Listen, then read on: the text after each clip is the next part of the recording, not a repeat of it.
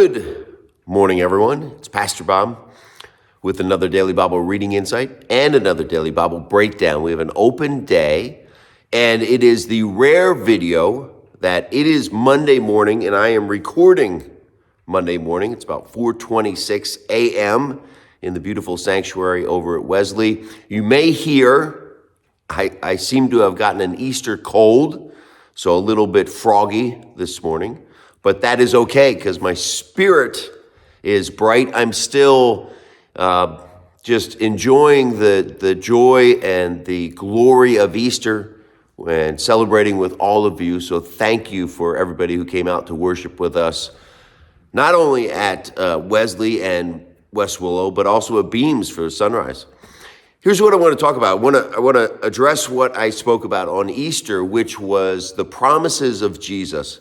The point that I made out was that if Jesus could predict his own death and resurrection and then pull that off, then the promises he has for us that we are able to live with love, with joy, with grace, when we live in him, when we abide in him, is really very easy.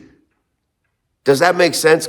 Compared to his own death and resurrection, wiping out all sin for all times, you and me living in the promises of Jesus are relatively easy. That logically, that makes sense.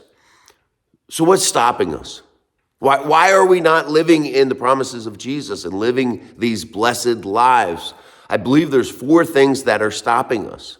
We have a over concern and over focus on our comfort, on our safety, on our happiness, and on ourself. You see, we go to Jesus wanting all of those things. So I'm going to go to Jesus. I'm going to go to church. I'm going to start praying because I want more comfort. I want more safety. I want more happiness in my life. And I want to feel good about myself. The problem, here's the problem. Jesus says you have to lay down your lives if you want to follow me.